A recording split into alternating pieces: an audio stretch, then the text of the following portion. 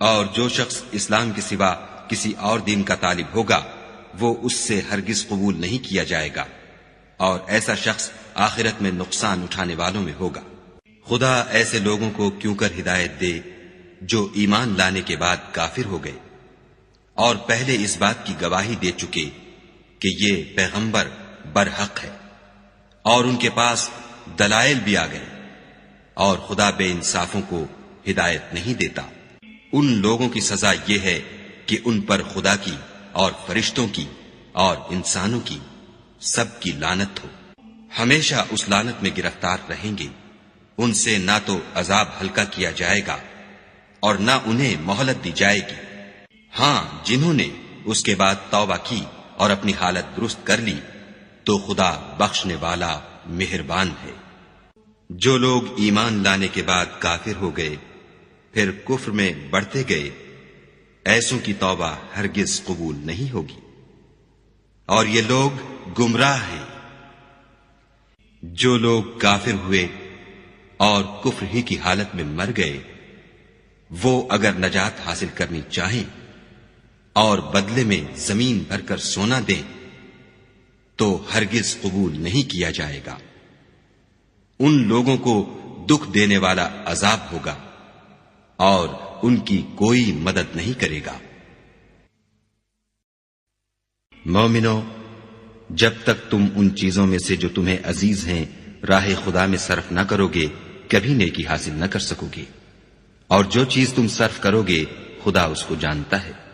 بنی اسرائیل کے لیے تورات کے نازل ہونے سے پہلے کھانے کی تمام چیزیں حلال تھیں بجز ان کے جو یعقوب نے خود اپنے اوپر حرام کر لی تھیں۔ کہہ دو کہ اگر سچے ہو تو تورات لاؤ اور اسے پڑھو، یعنی دلیل پیش کرو۔ جو اس کے بعد بھی خدا پر جھوٹے افطرا کریں تو ایسے لوگ ہی بے انصاف ہیں۔ کہہ دو کہ خدا نے سچ فرما دیا، پس دین ابراہیم کی پیروی کرو، جو سب سے بے تعلق ہو کر ایک خدا کے ہو رہے تھے اور مشرکوں سے نہ تھے۔ پہلا گھر جو لوگوں کے عبادت کرنے کے لیے مقرر کیا گیا تھا وہی ہے جو مکے میں ہے، بابرکت اور جہان کے لیے موجب ہدایت۔ اس میں کھلی ہوئی نشانیاں ہیں جن میں سے ایک ابراہیم کے کھڑے ہونے کی جگہ ہے۔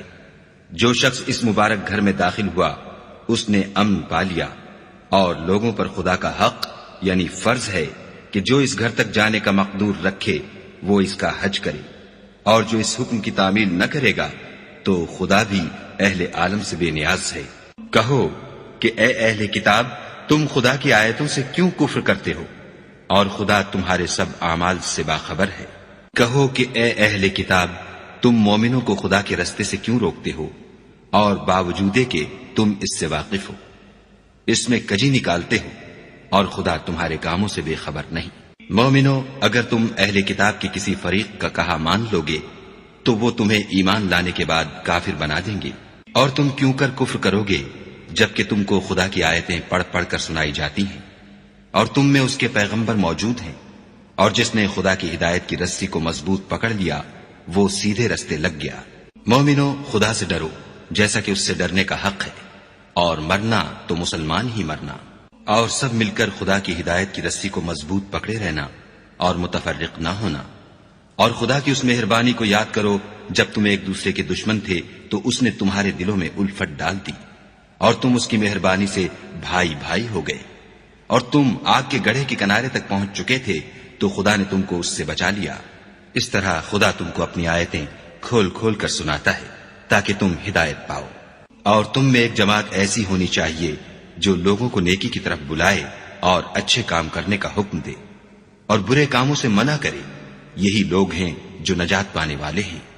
اور ان لوگوں کی طرح نہ ہونا جو متفرق ہو گئے اور احکام بین آنے کے بعد ایک دوسرے سے خلاف اختلاف کرنے لگے۔ یہ وہ لوگ ہیں جن کو قیامت کے دن بڑا عذاب ہوگا، جس دن بہت سے منہ سفید ہوں گے اور بہت سے سیاہ۔ تو جن لوگوں کے منہ سیاہ ہوں گے ان سے خدا فرمائے گا، کیا تم ایمان لا کر کافر ہو گئے تھے؟ سو اب اس کفر کے بدلے عذاب کے مزے چکھو۔ اور جن لوگوں کے منہ سفید ہوں گے وہ خدا کی رحمت کے باغوں میں ہوں گے اور ان میں ہمیشہ رہیں گے۔ یہ خدا کی آیتیں ہیں جو ہم تم کو صحت کے ساتھ پڑھ کر سناتے ہیں، اور خدا اہل عالم پر ظلم نہیں کرنا چاہتا۔ اور جو کچھ آسمانوں میں اور جو کچھ زمین میں ہے سب خدا ہی کا ہے، اور سب کاموں کا رجوع اور انجام خدا ہی کی طرف ہے۔ مومنوں، جتنی امتیں یعنی قومیں لوگوں میں پیدا ہوئیں، تم ان سب سے بہتر ہو کہ نیک کام کرنے کو کہتے ہو اور برے کاموں سے منع کرتے ہو اور خدا پر ایمان رکھتے ہو۔ اور اگر اہل کتاب بھی ایمان لے آتے تو ان کے لیے بہت اچھا ہوتا، ان میں ایمان لانے والے بھی ہیں لیکن تھوڑے، اور اکثر نافرمان ہیں، اور یہ تمہیں خفیف سی تکلیف کے سوا کچھ نقصان نہیں پہنچا سکیں گے، اور اگر تم سے لڑیں گے تو پیٹھ پھیر کر بھاگ جائیں گے، پھر ان کو مدد بھی کہیں سے نہیں ملے گی۔ یہ جہاں نظر آئیں گے ذلت کو دیکھو گے کہ ان سے چمٹ رہی ہے، بجز اس کے کہ یہ خدا اور مسلمان لوگوں کی پناہ میں آ جائیں، اور یہ لوگ خدا کے غضب میں گرفتار ہیں اور ناداری ان سے لپٹ رہی ہے۔ یہ اس لیے کہ خدا کی آیتوں سے انکار کرتے تھے اور اس کے پیغمبروں کو ناحق قتل کر دیتے تھے، یہ اس لیے کہ یہ نافرمانی کیے جاتے اور حد سے بڑھے جاتے تھے۔ یہ بھی سب ایک جیسے نہیں ہیں، ان اہل کتاب میں کچھ لوگ حکم خدا پر قائم بھی ہیں، جو رات کے وقت خدا کی آیتیں پڑھتے اور اس کے آگے سجدے کرتے ہیں، اور خدا پر اور روز آخرت پر ایمان رکھتے اور اچھے کام کرنے کو کہتے اور بری باتوں سے منع کرتے اور نیکیوں پر لپکتے ہیں، اور یہی لوگ نیکوکار ہیں۔ اور یہ جس طرح کی نیکی کریں گے اس کی ناقدری نہیں کی جائے گی، اور خدا پرہیزگاروں کو خوب جانتا ہے۔ جو لوگ کافر ہیں ان کے مال اور اولاد خدا کے عذاب کو ہرگز نہیں ٹال سکیں گے، اور یہ لوگ اہل دوزخ ہیں کہ ہمیشہ اسی میں رہیں گے۔